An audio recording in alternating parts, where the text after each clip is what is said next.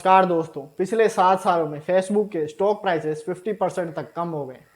वहीं फेसबुक थोड़े साल पहले सभी का फेवरेट हुआ करता था, मगर ऐसा क्या हुआ फेसबुक के साथ जो इतना बड़ा लॉस झेल रहा है। 2 फरवरी 2022 इस दिन फेसबुक को $230 बिलियन का लॉस हुआ। अगर हम इसे रुपीस में बात करें तो ये 18 लाख करोड़ है, और वो भी 24 घंटे के अंदर। तो इससे आपको पता लग ही गया होगा कि ये कोई छोटी मोटी बात नहीं है कि वो कंपनी जो सबकी पसंद हुआ करती थी वो कैसे घाटे में जा रही है। एक फुली डेवलप कंट्री न्यूजीलैंड का अगर टोटल जीडीपी भी फेसबुक के इस लॉस से कम है, तो आप समझ सकते हो कि यह लॉस कितना बड़ा है फेसबुक के लिए। अब जो ये आप स्क्रीन पर ग्राफ देख रहे हो, ये फेसबुक के 10 ईयर के एक्टिव यूजर्स का डेटा है। एक्टिव यूजर्स वो लोग होते हैं जो रेगुलरली किसी चीज को यूज या कंज्यूम करते हैं। अगर इसी ग्राफ में हम 2021 के एंड में देखें तो वह एक स्टैग्नेशन आ गया है। इससे हमको पता चलता है कि फेसबुक के एक्टिव यूजर्स कम होते जा रहे हैं। अब तो ये बात हो गई डेली फेसबुक यूजर्स की, मगर अब हम बात करते हैं मंथली फेसबुक यूजर्स की, जिसने भी यह सेम ट्रेंड देखा जा रहा है। अक्टूबर 2021 में जनवरी 2022 तक फेसबुक की ग्रोथ 0.1% हुई थी। जनवरी 2022 से अप्रैल 2022 तक 0.8% ग्रोथ, और अप्रैल से 2022 से जुलाई 2022 में तो इसकी ग्रोथ नेगेटिव रही थी, जो कि थी 0.07%। और इंस्टाग्राम के साथ भी यही ट्रेंड देखा जा रहा है। इंस्टाग्राम में 2015 से 2021 तक ग्रोथ देखने को मिलती है, मगर 2021 के बाद इंस्टाग्राम में एक डाउनफॉल देखने को मिला है। मगर ऐसा हुआ क्या है, अब इसका रीजन बहुत इंटरेस्टिंग है। इनका मेन इशू है कि इनको लोगों की कमी पड़ रही है। इनकी एक्चुअल लड़ाई ह्यूमन पॉपुलेशन की लिमिट्स है। आज फेसबुक वर्ल्ड के हर एक कंट्री में, अब उसके पास खुद को एक्सपांड करने के लिए और लोग और कंट्री नहीं है। अगर हम वर्ल्ड की पॉपुलेशन देखें तो वो 8 बिलियन है, और इनमें से 3 billion population Facebook already use कर रही है। और बचे हुए 5 मिलियन लोग जो फेसबुक रेगुलरली यूज नहीं करते, इनमें से 1.7 बिलियन पॉपुलेशन तो चाइना, रशिया और ईरान की है, जो कि जहां फेसबुक बैंड है। और बचे 3.3 बिलियन जो फेसबुक यूज करते ही नहीं है। न्यूयॉर्क टाइम्स ने इस बारे में एक आर्टिकल लिखा था कि वर्ल्ड में 3 मिलियन लोगों के पास इंटरनेट नहीं है, और यह वर्ल्ड का 37% है। वर्ल्ड के कई देश जैसे कि पाकिस्तान, बांग्लादेश और नाइजीरिया जैसी कंट्रीज में ज्यादातर लोग ऑनलाइन आते ही नहीं है। अगर हम मान ले कि वर्ल्ड में 15% पॉपुलेशन 10 साल से नीचे, तो 15% यहीं कम हो जाते हैं। और बहुत से लोग तो सोशल मीडिया को बॉयकॉट कर रहे हैं, और इसका असर फेसबुक पर भी देखने को मिलता है। टाइम्स मैगजीन ने एक आर्टिकल पब्लिश किया था जिसका टाइटल है Facebook plan to ride the world.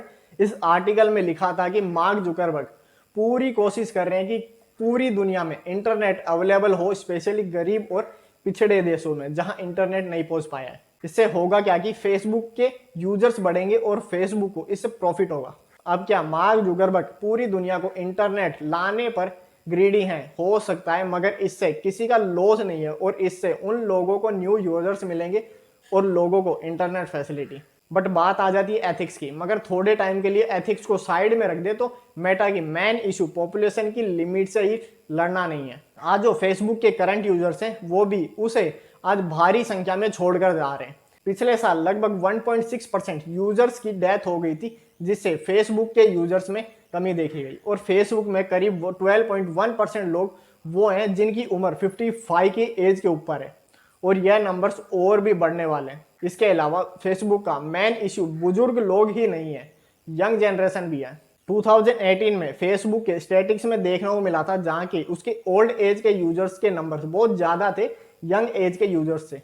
और एक साल बाद 2019 में एक और डाटा पब्लिश हुआ जो उससे भी ज्यादा खतरनाक था।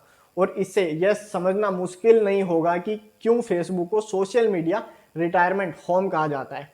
फेसबुक की यह रेपुटेशन बन गई है कि उसे ज्यादातर बुजुर्ग लोग ही यूज करते हैं, और यंग जनरेशन उन एप्स को ज्यादा यूज करना पसंद करती है जहां उनकी एज के लोग मिले, ना कि उनके दादा दादी। और यही रीजन है कि इतने सारे यंग पीपुल्स फेसबुक की बुराई करते हैं, और इस एटीट्यूड की वजह से फेसबुक को बहुत नुकसान हो रहा है।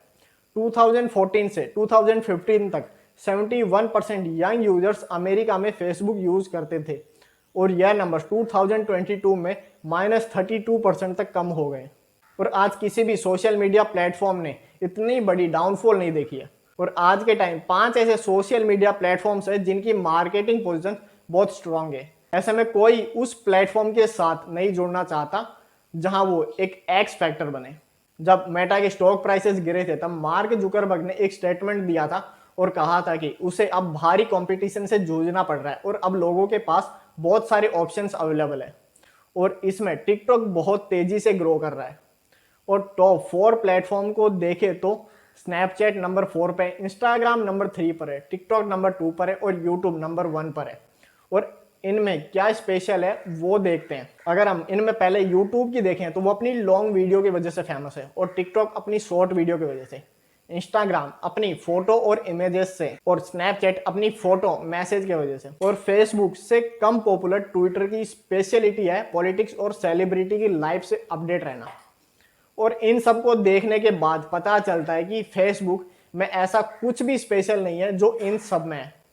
फेसबुक इन सभी चीजों में इन्वॉल्व भी है मगर कमजोर भी है। यही एक रीजन है कि फेसबुक के यूजर्स उसकी वजह से सेटिस्फाइड नहीं है। और जब फेसबुक के स्टॉक प्राइसेस गिरना स्टार्ट हुए थे तब मार्क जुकरबर्ग ने अनाउंस किया था कि टिकटॉक की तरह ही फेसबुक शॉर्ट वीडियोस को इंट्रोड्यूस करेगा। मगर फेसबुक का एल्गोरिदम यूट्यूब और टिकटॉक से काफी खराब है। अब जो थोड़ा बहुत फेसबुक सर्वाइव कर पा रहा था वो है उसका मैसेंजर ऐप, मगर वो भी अब खतरे में देखा जा रहा है क्योंकि यह ऑप्शन अब स्नैपचैट एंड इंस्टाग्राम पर भी है।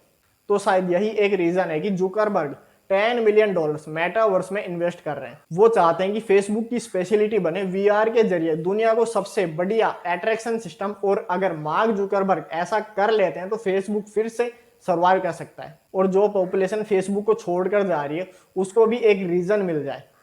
फोर्ब्स के एक आर्टिकल्स में यह लिखा है कि कुछ वीक्स पहले वॉल स्ट्रीट कॉन्फ्रेंस में मार्क जुकरबर्ग ने बोला था कि उसके यूजर उसको छोड़कर उसके सिमिलर इंस्टाग्राम पर स्किप्ड हो रहे हैं और इंस्टाग्राम का भी कुछ ऐसा ही हाल है।